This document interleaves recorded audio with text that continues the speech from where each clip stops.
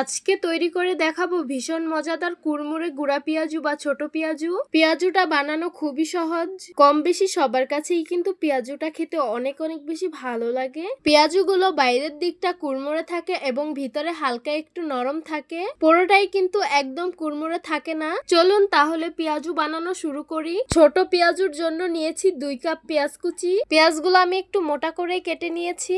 এখন এর মধ্যে আমি দিয়ে দিব পোলাও চাল গুঁড়ো, ডাল গুঁড়ো। আপনারা চাইলে ডাল গুঁড়োর বদলে বেসন দিতে পারেন, আমার কাছে বেসন ছিল না তাই ডাল গুঁড়ো দিয়েছি। এখন দিয়ে দিব কিষ্টমরিচ কুচি, 1 চামচ লাল মরিচের গুঁড়া। আপনারা চাইলে ঝালের পরিমাণটা বাড়িয়ে কমিয়ে নিতে পারেন। 1 চামচ দিয়ে দিব হলুদ মরিচের গুঁড়া, স্বাদ মতো লবণ, 2 চামচ আটা দিয়ে দিব, সামান্য আদা রসুন বাটা দিয়ে দিব।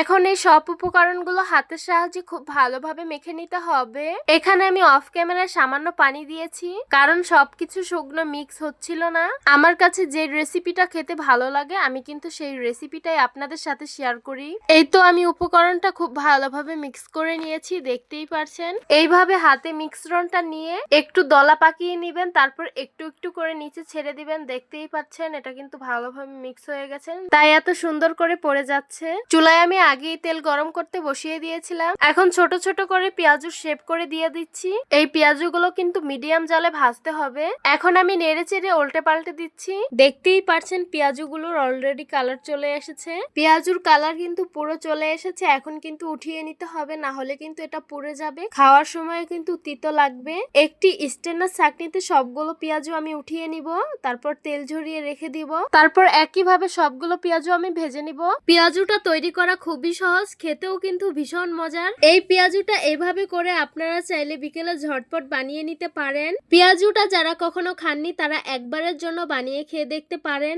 দেখুন আমি একটি পেঁয়াজু ভেঙে দেখাচ্ছি। এই পেঁয়াজুটা সাধারণত বাইরের দিকটা মুচমুচে থাকে এবং ভিতরে হালকা একটু নরম থাকে, পুরোটাই কিন্তু একদম মুচমুচে থাকে না। আশা করছি আমার আজকের ভিডিওটি আপনাদের কাছে অনেক অনেক বেশি ভালো লাগবে। ভালো লেগে থাকলে আমাদের ইউটিউব চ্যানেলটি সাবস্ক্রাইব করবেন, আর যারা আমার ফেসবুক পেজ থেকে দেখছেন পেজটিকে ফলো করবেন। সবাই ভালো থাকবেন, সুস্থ থাকবেন, আর সিস্টার্স কিচেনের সাথেই থাকবেন। আবারও কথা হবে কোনো নতুন ভিডিওতে। তাহলে আজকে এই পর্যন্তই। আল্লাহ হাফিজ।